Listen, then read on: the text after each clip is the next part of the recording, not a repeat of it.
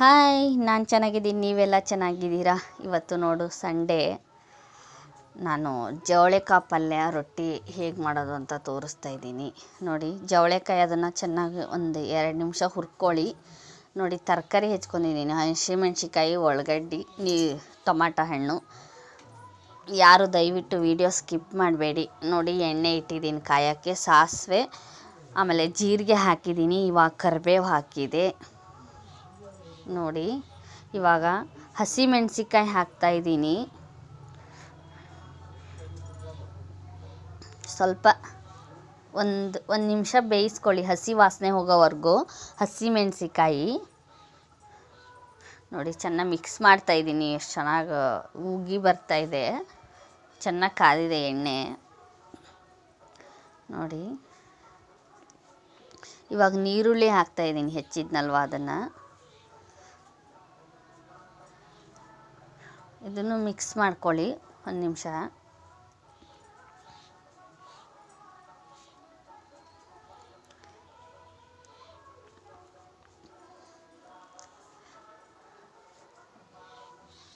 ಚೆನ್ನಾಗಿ ಮಿಕ್ಸ್ ಮಾಡ್ಕೊಳ್ಳಿ. 1-2 ನಿಮಿಷ ಬೇಯಿಸ್ಕೊಳ್ಳಿ, ಇದು ಚೆನ್ನಾಗಿರುತ್ತೆ ಎಣ್ಣೆಯಲ್ಲಿ ಬೆಂದರೆ.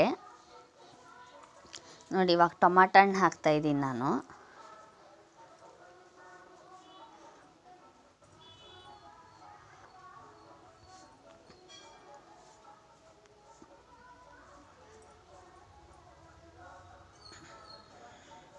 ನೋಡಿ, ಮಿಕ್ಸ್ ಮಾಡ್ತಾಯಿದ್ದೀನಿ ಎಲ್ಲದನ್ನೂ.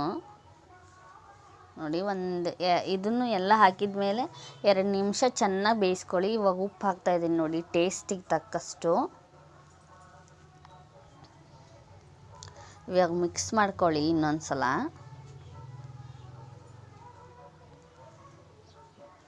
ಒಂದು ಚಿಟಿಕೆ ಅರಿಶಿನ ಹಾಕ್ತಾಯಿದ್ದೀನಿ.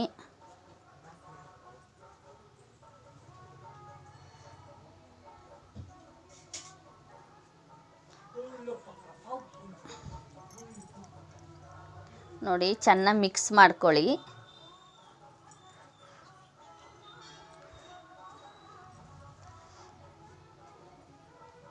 ಇವಾಗ ನೋಡಿ, ನಾನು ಹುರಿದಿಟ್ಟಿದ್ನಲ್ವ ಅದನ್ನು ಹಾಕ್ತಾಯಿದ್ದೀನಿ. ಜವಳೆಕಾಯಿದು ನಮ್ಮ ಕಡೆ ಎಲ್ಲ ಫಸ್ಟಿಗೆ ತೊಳಿಬಾರ್ದು, ಇದನ್ನ ಹುರಿದ್ಬಿಟ್ಟು ತೊಳಿರಿ, ಚೆನ್ನಾಗಿರುತ್ತೆ. ಇಲ್ಲಾಂದರೆ ಸೋಸಿ ಕ್ಲೀನಾಗಿ ತೊಳ್ಕೊಂಡು ಹುರ್ಕೊಳ್ಳಿ. ನಾನು ಅದೇ ಥರ ಮಾಡಿದ್ದು. ಇವಾಗ ಕ್ಲೀನಾಗಿ ಸೋಸಿದ್ದೀನಿ, ಸೋಸ್ಕೊಂಡು ಚೆನ್ನಾಗಿ ಹುರ್ಕೊಂಡಿದ್ದೀನಿ ಇದನ್ನು ಎಣ್ಣೆಯಲ್ಲಿ. ನೋಡಿ, ಇವಾಗೆಲ್ಲ ಹಾಕಿ ಮಿಕ್ಸ್ ಮಾಡ್ಕೊಳ್ಳಿ.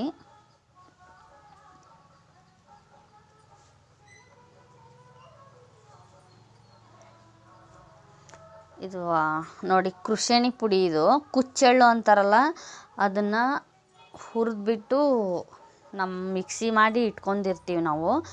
ತರಕಾರಿ ಪಲ್ಯಕ್ಕೆ, ಆಮೇಲೆ ಕಾಳು ಪಲ್ಯಕ್ಕೆಲ್ಲ ಹಾಕಿದರೆ ತುಂಬ ಚೆನ್ನಾಗಿರುತ್ತೆ. ನಮ್ಮ ಸೈಡೆಲ್ಲ ಹಾಕ್ತಾರೆ ಇದನ್ನೇ. ಪಲ್ಯ ತುಂಬ ಟೇಸ್ಟಿಯಾಗಿರುತ್ತೆ. ಅದು ಯಾವ ಥರ ಮಾಡೋದು ಅಂತ ನೆಕ್ಸ್ಟ್ ವೀಡಿಯೋದಲ್ಲಿ ನಿಮಗೆ ತಿಳಿಸ್ತೀನಿ ನಾನು. ನೋಡಿ, ಇವಾಗ ನಾನು ಬೇಯೋಕ್ಕೆ ನೀರು ಹಾಕ್ತಾಯಿದ್ದೀನಿ. ಆ ಲೋಟದಲ್ಲಿ 3/4 ಲೋಟ ನೀರು ಹಾಕಿದ್ದೀನಿ ಬೇಯೋಕ್ಕೆ. ನೋಡಿ, ತುಂಬ ಜಾಸ್ತಿ ಹಾಕಬೇಡಿ, ಅದು ಎಷ್ಟು ಬೇಯಬೇಕೋ ಅಷ್ಟಕ್ಕಷ್ಟೇ ಹಾಕಿ. ಇಲ್ಲ ಜಾಸ್ತಿ ನೀರು ಹಾಕಿದರೆ ಒಂಥರ ಸಾಂಬಾರು ಥರ ಆಗುತ್ತೆ, ಅದಕ್ಕೆ. ನೋಡಿ, ಇವಾಗ ಬೆಲ್ಲ ಹಾಕ್ತಾಯಿದ್ದೀನಿ, ಟೇಸ್ಟಿಗೆ ಚೆನ್ನಾಗಿರುತ್ತೆ. ನಮ್ಮ ಕಡೆ ಎಲ್ಲ ಅಡುಗೆಗೆ ಬೆಲ್ಲ ಹಾಕ್ತಾರೆ, ಸಕ್ಕರೆ ಯಾರೂ ಜಾಸ್ತಿ ಯೂಸ್ ಮಾಡಲ್ಲ. ನೋಡಿ, ಇವಾಗ ಯಾವ ಥರ ಆಗಿದೆ ಪಲ್ಯ. ನೋಡಿ, ಇವಾಗ ಮುಚ್ತಾಯಿದ್ದೀನಿ. ನಾನು ವಿಡಿಯೋ ಸ್ಕಿಪ್ ಮಾಡಿದ್ದೀನಿ, ಅದು ಸ್ವಲ್ಪ ಸಾಂಬಾರು ಪುಡಿ ಹಾಕಿ ಲಾಸ್ಟಲ್ಲಿ. ನೋಡಿ, ಆಮೇಲೆ ಈ ಥರ ಆಗಿದೆ ಪಲ್ಯ, ಬೆಂದಿದೆ. ನೋಡಿ, ಎಷ್ಟು ಚೆನ್ನಾಗಿ ಬಂದಿದೆ. ಬಿಸಿ ಬಿಸಿ ಜವಳೆಕಾಯಿ ಪಲ್ಯ ರೆಡಿ ಆಯ್ತು ಇವಾಗ. ನೋಡಿ, ಇವಾಗ ತಟ್ಟೆಗೆ ಹಾಕ್ತೀನಿ. ನೋಡಿ, ಎಷ್ಟು ಚೆನ್ನಾಗಿ ಬಂದಿದೆ, ಗಟ್ಟಿಯಾಗಿದೆ. ರೊಟ್ಟಿಗೆ ತುಂಬ ಟೇಸ್ಟಿಯಾಗಿರುತ್ತೆ. ನೋಡಿ, ಇವಾಗ ಹಸಿಮೆಣ್ಸಿಕಾಯಿ ಚಟ್ನಿದು. ಹಸಿಮೆಣ್ಸಿಕಾಯಿ ತೊಳೆದು ಹುರಿದಿಟ್ಕೊಂಡಿದ್ದೆ. ಒಂದು 15 ಹಸಿಮೆಣ್ಸಿಕಾಯಿ, 1 ಬೆಳ್ಳುಳ್ಳಿ, ಸ್ವಲ್ಪ ಟೇಸ್ಟಿಗೆ ಉಪ್ಪು, ಸ್ವಲ್ಪ ಬೆಲ್ಲ ಹಾಕ್ಕೊಳ್ಳಿ. ನೋಡಿ ಇವಾಗ ಮಿಕ್ಸಿ ಮಾಡ್ಕೊಂಬಂದಿದ್ದೀನಿ, ಯಾವ ಥರ ಬಂದಿದೆ, ಎಷ್ಟು ಚೆನ್ನಾಗಿದೆ. ಇದು ಹಸಿಮೆಣ್ಸಿಕಾಯಿ ಚಟ್ನಿ. ನೋಡಿ ಇವಾಗ ತಟ್ಟೆಗೆ ಸರ್ವ್ ಮಾಡ್ತೀನಿ ಬನ್ನಿ, ಯಾವ ಥರ ಇದೆ ಅಂತ ನೋಡಿ. ನಮ್ಮಮ್ಮ ಅವರು ರೊಟ್ಟೆ ಮಾಡ್ತಾಯಿದ್ದಾರೆ ನೋಡಿ, ಜೋಳದ ರೊಟ್ಟೆ ಇದು. ಎಷ್ಟು ಚೆನ್ನಾಗಿ ತಟ್ತಾ ಇದ್ದಾರೆ. ನಮ್ಮಮ್ಮ ಕೈಲೇ ತಟ್ಟೋದು ರೊಟ್ಟಿ. ಎಷ್ಟು ಚೆನ್ನಾಗಿ ಬೆಂದಿದೆ ನೋಡಿ, ಉಬ್ಕೊಂಬಂದಿದೆ ರೊಟ್ಟೆ ಹಾಗೆ. ನೋಡಿ ಈ ಥರ ಇರುತ್ತೆ ನಮ್ಮ ಮನೇಲಿ ರೊಟ್ಟಿ. ನೋಡಿ ಎಷ್ಟು ಚೆನ್ನಾಗಿ ಬಂದಿದೆ ರೊಟ್ಟೆಗಳು. ನಮ್ಮ ತಾಯಿಯವರು ರೊಟ್ಟೆ ಮಾಡ್ತಾಯಿದ್ರು ನೋಡಿ. ತಟ್ಟೆಗೆ ಹಾಕಿದ್ದೀನಿ.